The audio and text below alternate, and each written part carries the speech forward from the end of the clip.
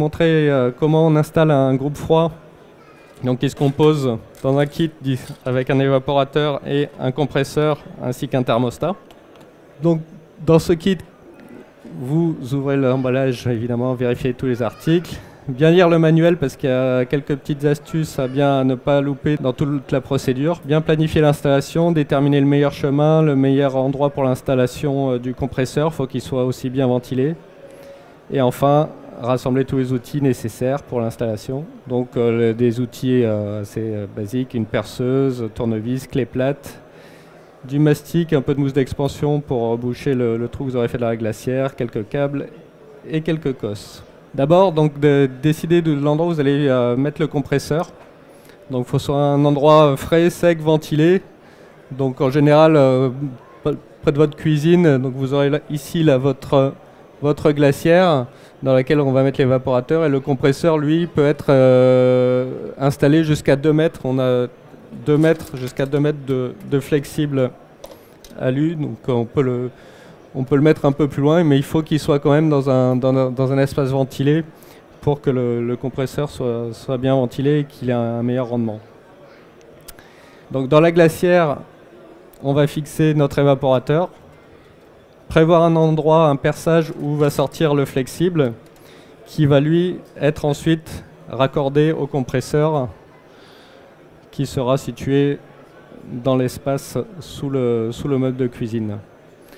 Donc on déroule le flexible, on passe les raccords à travers le trou dans le fond de la glacière, on le conduit jusqu'à l'endroit où sera le compresseur, on fixe l'évaporateur. Ensuite, donc, on vient fixer le compresseur dans son espace au fond, et on va venir raccorder, donc avec des raccords rapides, l'évaporateur qui lui donc, est sous vide, et le compresseur qui lui est chargé en gaz réfrigérant. Donc comme je disais, il est important d'avoir une ventilation suffisante pour le compresseur, pour qu'il évite de tourner en permanence, qu'il soit bien ventilé. Donc le thermostat, lui,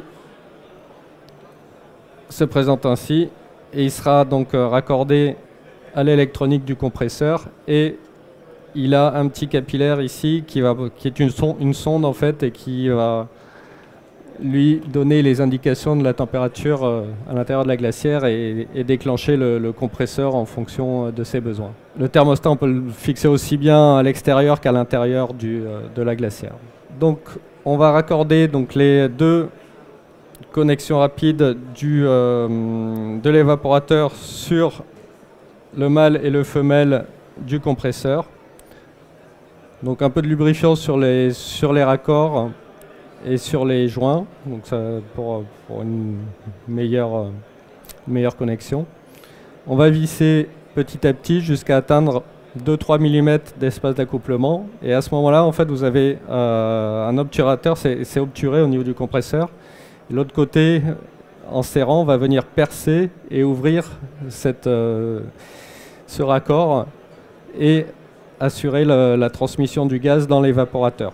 C'est là qu'il faut faire très attention, donc être précautionneux et serrer vite et assurer l'étanchéité. Il y a un petit joint torique au fond du raccord, et vraiment bien serré avec les deux clés jusqu'à bien écraser le joint torique pour pas que le gaz frigorifique s'échappe, auquel cas le compresseur risque de ne pas fonctionner très longtemps. L'idéal, c'est une fois qu'on a connecté, mettre un petit peu d'eau savonneuse pour vérifier si le gaz ne s'échappe pas et qu'il n'y ait pas de bulles. Ensuite, on vient connecter donc, notre alimentation 12 volts sur le boîtier électronique du compresseur.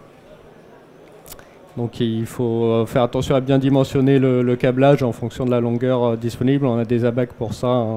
Et ensuite, on connecte les fils du thermostat. On met l'alimentation en marche, on met le thermostat au maximum et le compresseur va démarrer.